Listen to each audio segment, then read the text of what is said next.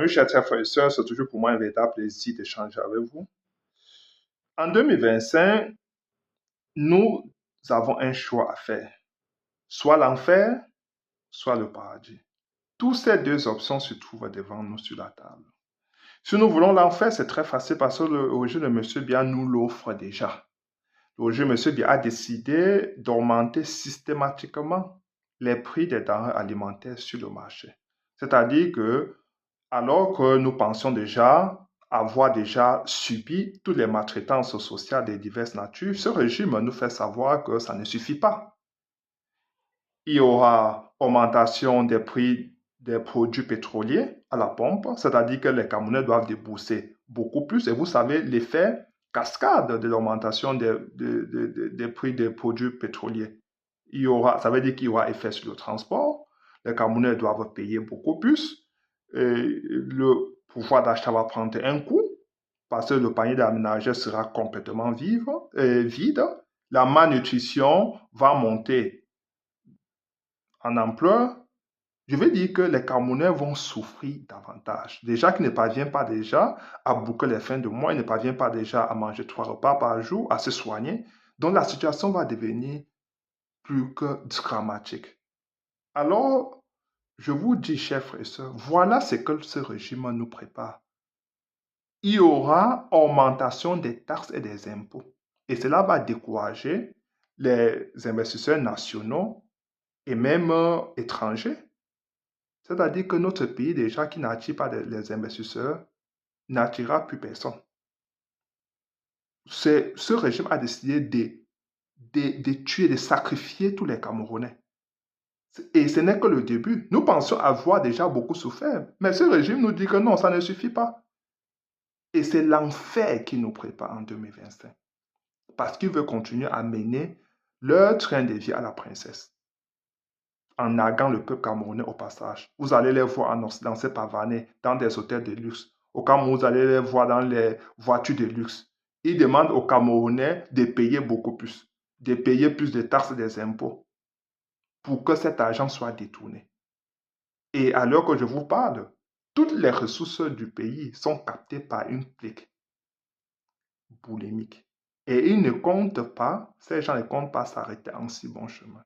Ils ont continué de faire ainsi parce qu'ils disent qu'au peuple camerounais est très amorphe, qu'il ne parvient pas à s'entendre.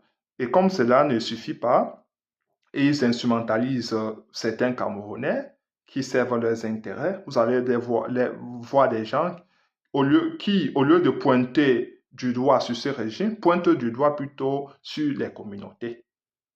Alors que nous avons face devant nous une situation tragique. Quel est le devenir du peuple camerounais? Les jeunes Camerounais ont été complètement sacrifiés en 42 ans. Aujourd'hui, ils sont désorientés, en perte de repères parce qu'il n'y a pas de perspective. J'ai des larmes aux yeux quand je parle de la situation des populations du nord-ouest et du sud-ouest et du grand nord de notre pays. Voilà les plus pauvres de notre pays. Ce sont les sacrifiés de notre pays. C'est vrai que tous les autres Camerounais souffrent, mais le nord-ouest et le sud-ouest fait face à une guerre fratricide, une crise grave, sévère. La partie septentrionale de notre pays fait face à Boko Haram. Tous les jours, il y a des incursions avec mort d'hommes. Et au-dessus de ça, l'ensemble du peuple camerounais fait face à l'absence des services sociaux. Les maltraitances sociales ne s'arrêtent pas. Il y a absence des routes bitumées.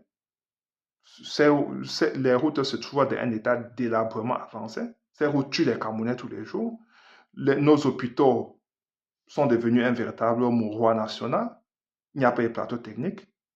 Et c'est quand vous tombez malade ou bien qu'un de vos proches tombe malade que vous rendez compte que, en fait, ce n'est pas toujours l'argent qui est la chose la plus importante parce que vous avez de l'argent en main, mais il n'y a pas d'oxygène, il n'y a pas de plateau technique, il n'y a pas d'électricité, il n'y a pas d'eau potable.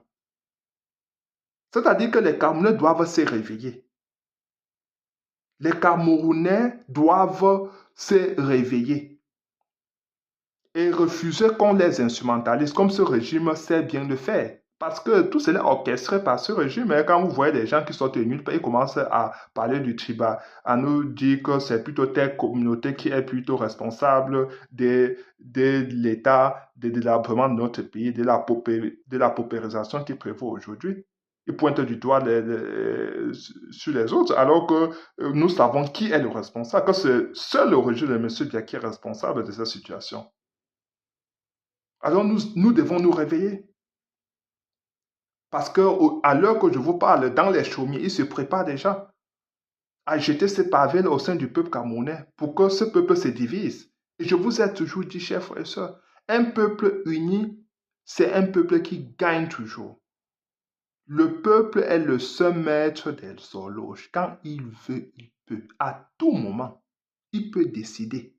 C'est-à-dire que si nous devenons un peuple en 2025, ce régime ne pourra pas résister. Il veut dire même pas eu un jour. Ce régime tombera le même jour. Nous avons tout simplement besoin de devenir un peuple. Faire en sorte que nos collègues convergent vers la même direction parce que nous défendons les mêmes intérêts. Nous voulons un avenir radieux pour nos enfants, pour nos petits-enfants. Et si nous ne le faisons pas, si nous ne saisissons pas cette chance aujourd'hui, nos petits-enfants, nos enfants ne pourront jamais nous le pardonner. Chers frères et sœurs, c'est une opportunité en or qui nous est offerte en 2025 de tourner définitivement la page de M. Biya. Et à côté de cela, je vous ai dit, si nous voulons le paradis, nous l'aurons. Nous l'aurons parce que nous avons le professeur Moskamto. Il a un projet chiffré, viable économiquement, socialement, politiquement, parce qu'il veut rebâtir le vivre ensemble. Il veut s'appuyer sur l'ensemble du peuple camerounais pour relancer le développement de notre pays. Il veut surtout, et c'est ça qui est la chose la plus importante, il veut surtout remettre le Camerounais au centre des intérêts. Il ira partout défendre les intérêts du peuple camerounais. Parce que c'est cela qui nous a manqué. Il ne veut ni compromis, ni compromission. Parce qu'il veut avoir les coudées franches pour développer notre pays. Et nous pouvons le faire si nous appuyons sur lui. Nous avons tout simplement besoin de faire chorus autour de cet homme qui a une vision pour notre pays. Non seulement il est compétent, mais il est aussi animé d'une probité morale impeccable qui ne fait l'ombre d'aucun doute. Faisons-lui confiance. Nous avons cette chance que nous pouvons nous offrir à nous-mêmes et surtout à la génération à venir. C'est-à-dire que nous pouvons avoir le paradis en 2025. Tout peut basculer à tout moment. Nous n'avons pas besoin de prendre des armes. La force, le pouvoir du peuple ne réside pas dans sa capacité à avoir des armes. Non, c'est dans sa capacité à redevenir, à être uni, à redevenir un véritable peuple qui fait face à son destin. Le bateau Cameroun risque de couler devant nous si nous ne agissons pas. Nous pouvons le faire si nous le voulons, si nous laissons à côté et tout ce qui nous divise. Parce que je ne comprends pas comment au XXIe siècle, il y a encore des gens qui pensent qu'une tribu fait la différence. Alors que nous avons besoin de travailler sur une même chaîne de production, où nous avons le devoir d'augmenter notre productivité et de rendre notre production efficiente. Pour ce faire, tout ce qui nous importe, ça doit être si chaque personne qui travaille dans la chaîne de production est compétente. Voilà ce qui devrait nous importer. Je vais dire que c'est la chose qui devrait être plus importante pour nous. Nous avons besoin de développer notre pays. Et nous ne pouvons pas une communauté ne peut pas le faire. Un parti politique ne peut pas le faire. Seuls les hommes ne peuvent pas le faire.